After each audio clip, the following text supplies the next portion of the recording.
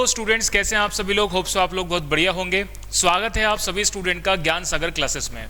तो चलिए स्टूडेंट, आज जो हमारा पेपर हुआ है paper number 14 strategic financial management December 2024 का, मैं इस पेपर का एक क्विक एनालिसिस आपके सामने लेकर के आया हूं और यहां पर मैं आपके साथ जो डिस्कशन करूंगा वो अभी इस वीडियो के अंदर हम अपने सारे ऑब्जेक्टिव क्वेश्चंस के सॉल्यूशन देखेंगे कि 15 क्वेश्चंस के जो आपके ऑब्जेक्टिव क्वेश्चन पूछे गए थे इनके क्या आंसर्स हैं और कैसे इनको सॉल्व करना है।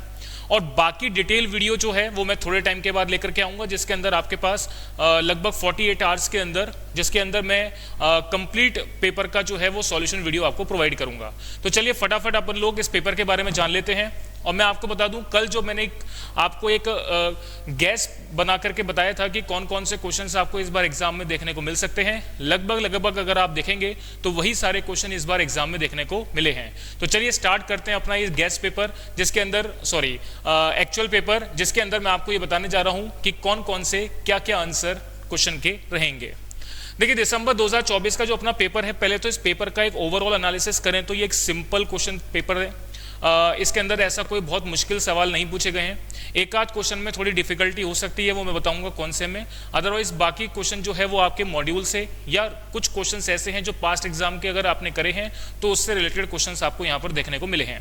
तो चलिए स्टार्ट करते हैं अपना एक क्विक एनालिसिस। चलिए देखेंगे फटाफट।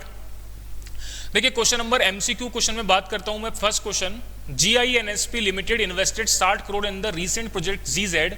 The company expect a uniform cash inflows 12 crore for 5 years from the project GZ। यानी इनिशियल इन्वेस्टमेंट दे रखा है, हर साल के एनुअल कैश इनफ्लो दे रखे हैं, 5 साल की लाइफ है। Cost of the capital of the company 12% and modified NPV की कैलकुलेशन आपको बना करके दे रखी है।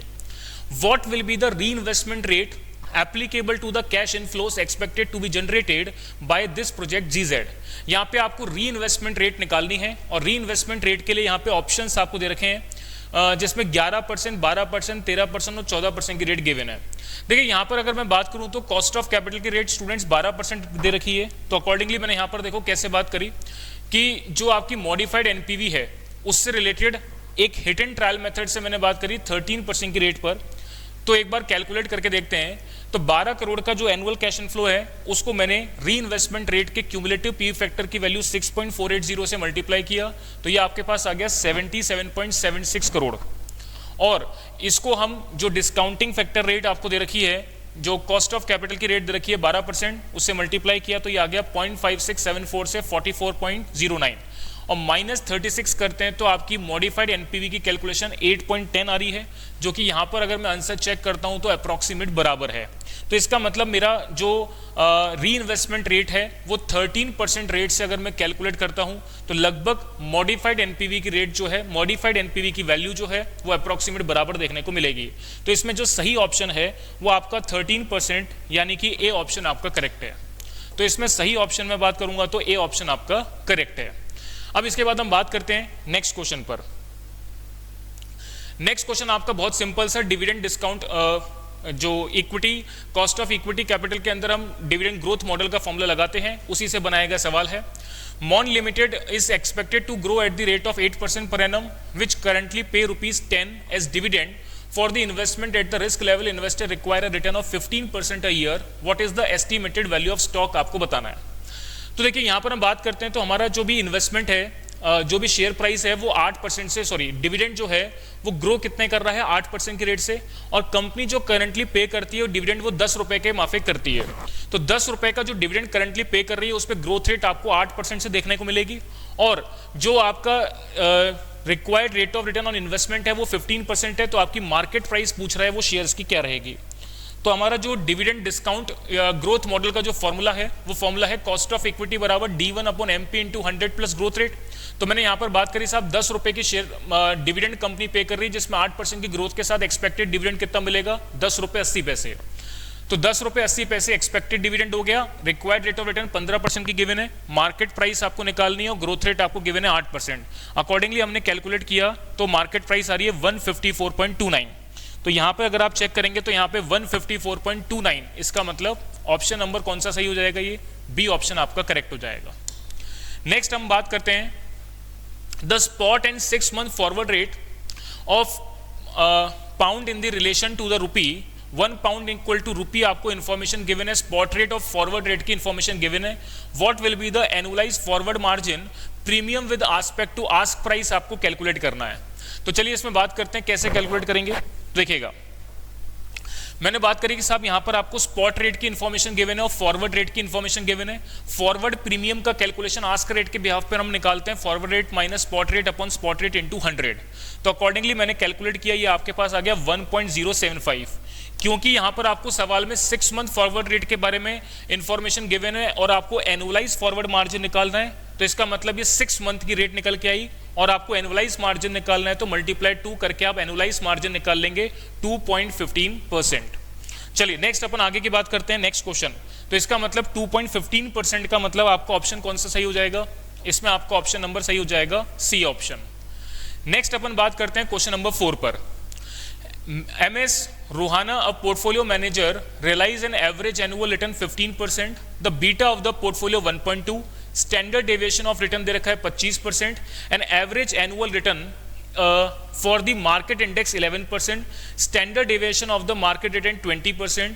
if the risk free rate 4% दे रखी है तो sharp ratio of the portfolio निकालना है। तो sharp ratio कैसे निकलता है, return of portfolio minus risk free rate of return divided by standard deviation of portfolio। सारी इंफॉर्मेशन क्वेश्चन में गिवन है, अकॉर्डिंगली आप कैलकुलेट कर लेंगे। तो देखिएगा मैंने कैलकुलेट कैसे किया। यहाँ पर हम बात करते हैं शार्प रेशियो की कैलकुलेशन की, तो मैंने बताया return of portfolio minus risk free rate of return upon standard division of portfolio. तो यहाँ पर आपको रिटर्न ऑफ पोर्टफोलियो की इन्फॉर्मेशन क्वेश्चन में गिवन है। रिटर्न ऑफ पोर्टफोलियो की इन्फॉर्मेशन आपको क्वेश्चन में गिवन है 15%, risk free rate of interest आपको दे रखा है 4% और standard deviation of the portfolio या मार्केट आपको दे रखा है 25%। स्टैंडर्ड डिवीजन ऑफ पोर्टफोलियो की बात करेंगे, मार्केट की बात नहीं करेंगे। कितना आ रहा है 25, मैंने डिवाइड दिया, अकॉर्डिंगली वैल्यू आई 0.44। इसका मतलब शार्प रेशियो की वैल्यू आ रही है 0.44, तो आपका ऑप्शन नंबर कौन सा सही हो जाएगा, बी ऑप्शन करेक्ट हो जाएगा। नेक्स्ट अपन बात करते हैं क्वेश्चन नंबर 5। क्वेश्चन नंबर 5 जो है उसका सही आंसर है टेक्निकल एनालिसिस। तो इसमें technical analysis the study and analysis of the security price movement on the following assumption. तो इसमें जो सही ऑप्शन है मैं आपको बता देता हूं, थ्योरेटिकल क्वेश्चन है, तो ये टेक्निकल एनालिसिस बी ऑप्शन आपका यहां पर करेक्ट होगा। इसके बाद हम नेक्स्ट आगे की बात करते हैं 5th के बाद 6th पॉइंट पर।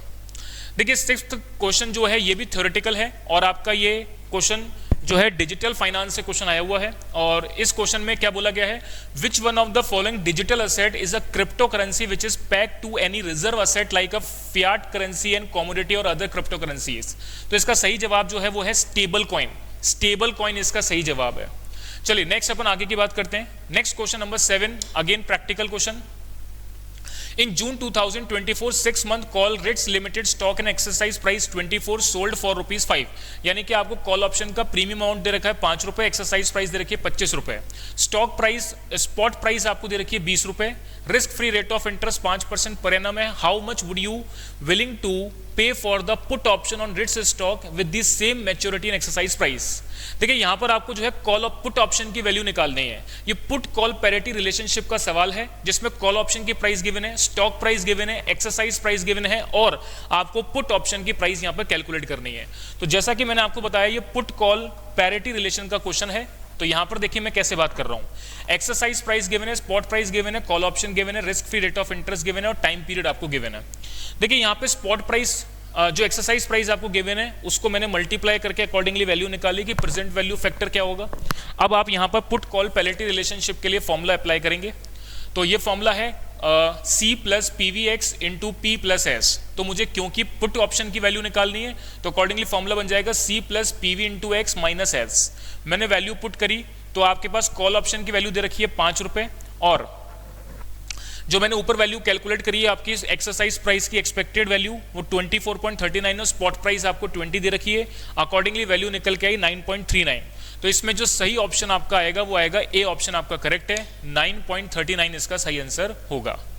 अगेन एक क्वेश्चन आपके पास क्वेश्चन नंबर 8 जो है वो आपका जो है थ्योरेटिकल क्वेश्चन है और इसका जो सही आंसर है वो आपका सी ऑप्शन है। तो सी ऑप्शन आपको क्या दे रखा है देखें, विच of the following is not a potential benefit of central bank digital currency. तो इसका सी ऑप्शन है scope committing illegal activity like money laundering, tax evasion, terror financing. तो इसका सही ऑप्शन मैंने आपको बता दिया, सी ऑप्शन आपका करेक्ट है।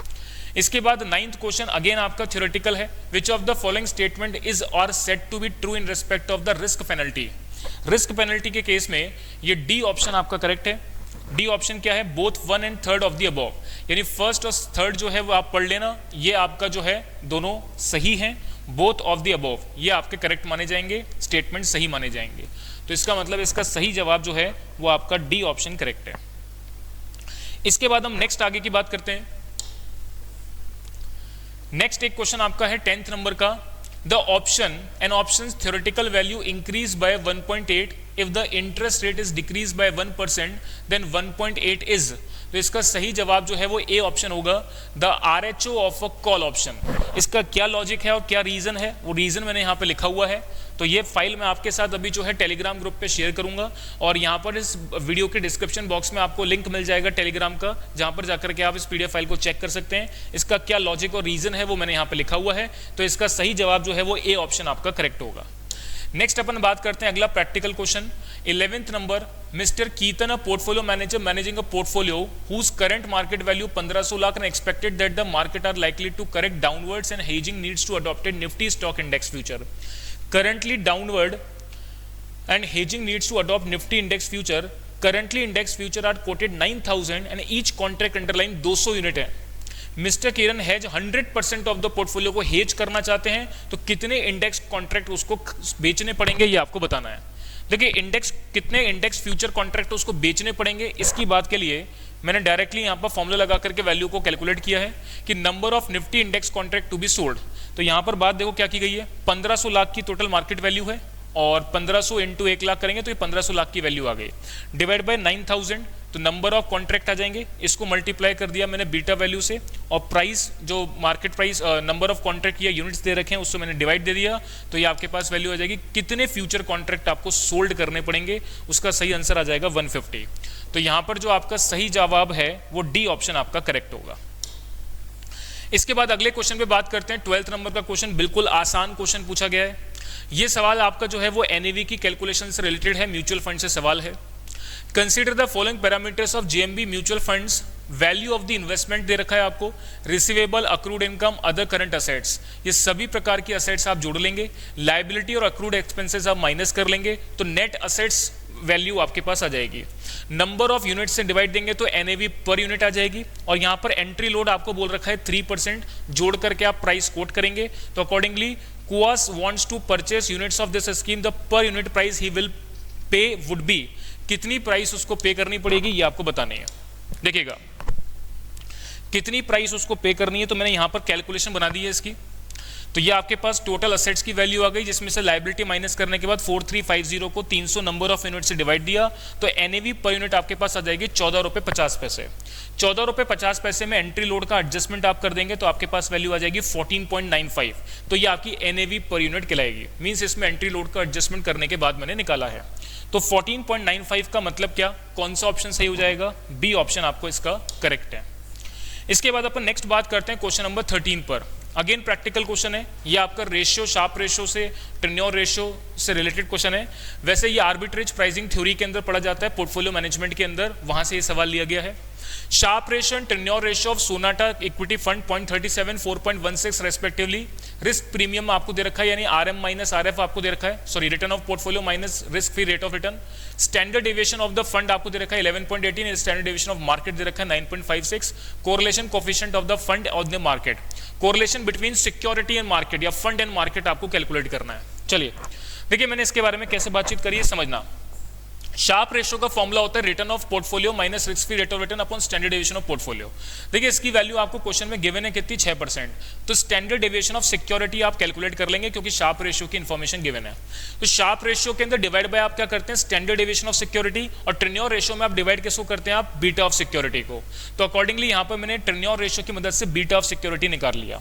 अब आपको पता है बीटा कैलकुलेशन का फॉर्मूला क्या होता है, बीटा कैलकुलेशन का फॉर्मूला होता है standard deviation of security upon standard deviation of market multiply correlation between security and market. तो बीटा वैल्यू आपके पास आ गई कितनी, 1.44, और स्टैंडर्ड डेविएशन ऑफ सिक्योरिटी आपको गिवन है, सॉरी निकाल लिया आपने, और स्टैंडर्ड डेविएशन ऑफ मार्केट आपको गिवन है कितना, 9.56%। तो 9.56% को मैंने डिवाइड दे दिया, कोरिलेशन की वैल्यू मैंने अकॉर्डिंगली निकाल ली जो कि कितनी आ रही है, 0.85। तो ये 0.85 की वैल्यू जो है वो आपकी करेक्ट है। इसका मतलब आपका ऑप्शन कौन सा सही है, इसमें आपका बी ऑप्शन करेक्ट है। नेक्स्ट क्वेश्चन बात करते हैं अगला 14। In 100 days stochastic analysis if the closing price आपको दे रखी है and 100 days low and high prices की इंफॉर्मेशन आपको गिवन है।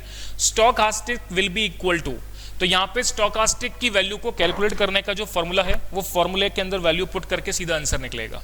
देखिए मैंने यहाँ पर क्या बात करी है, समझना ध्यान से। Closing price minus lowest price, highest value minus lowest value. तो ये वैल्यू क्वेश्चन में इंफॉर्मेशन गिवन है, अकॉर्डिंगली परसेंटेज टर्म में मैंने कैलकुलेट कर लिया, जो कि वैल्यू आ रही है 34.15। तो ये सिंपल फॉर्मूला हमको ध्यान होगा तो अपन इस क्वेश्चन को कर पाएंगे। तो ये हो गया 34.15 इसका सही आंसर। अगेन आपका 15 क्वेश्चन जो है वो थ्योरेटिकल बैकग्राउंड से है और ये जो सवाल है उसका सही आंसर जो है, an event study is a test of which efficient market hypothesis.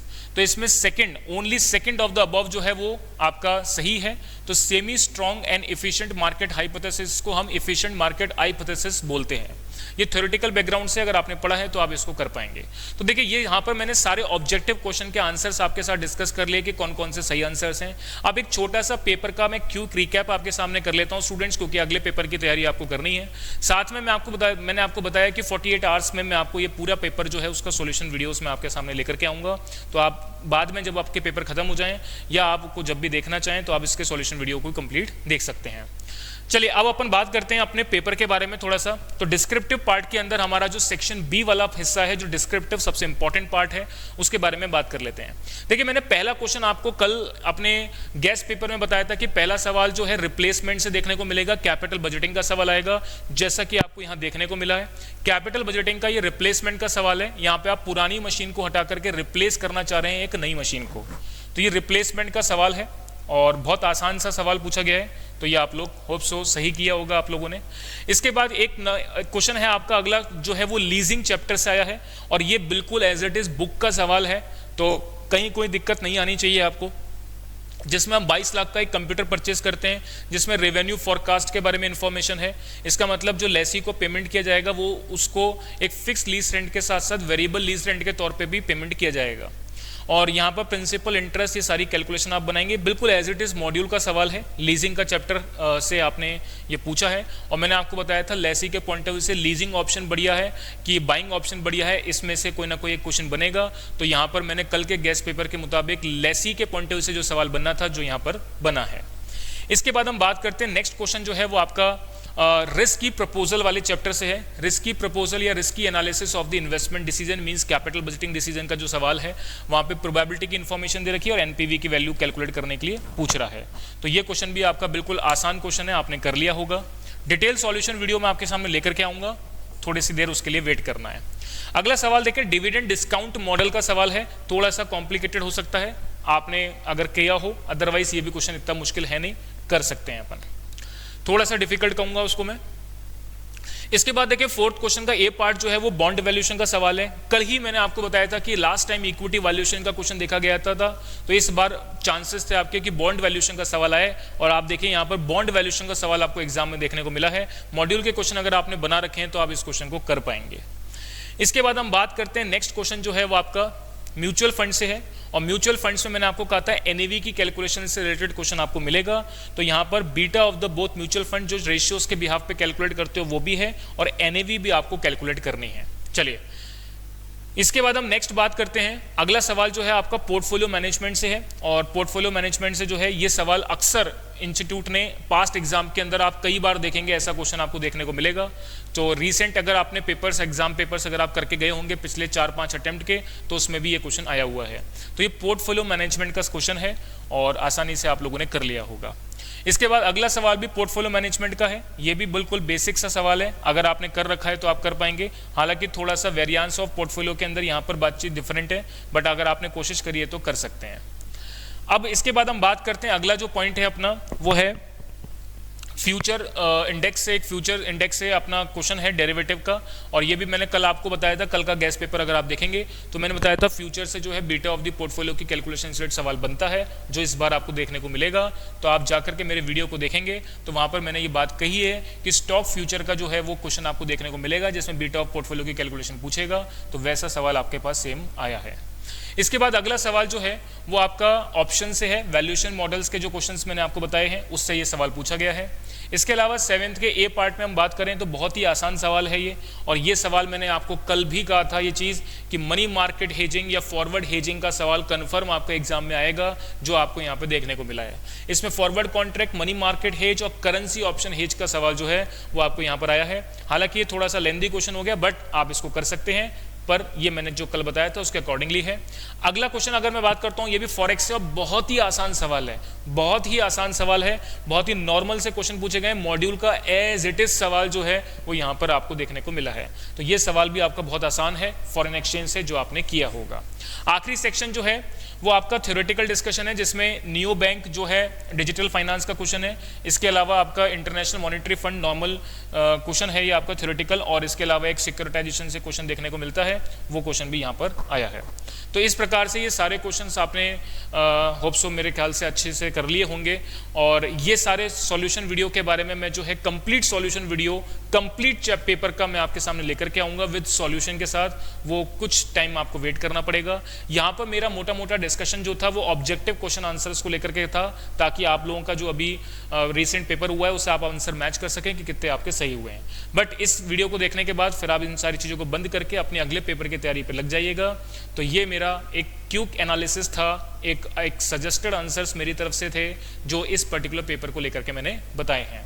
चलिए स्टूडेंट्स, तो आज के इस पर्टिकुलर वीडियो में इतना रखते हैं। आप लोग अपनी पढ़ाई को कंटिन्यू रखें। चलिए, थैंक यू वेरी मच।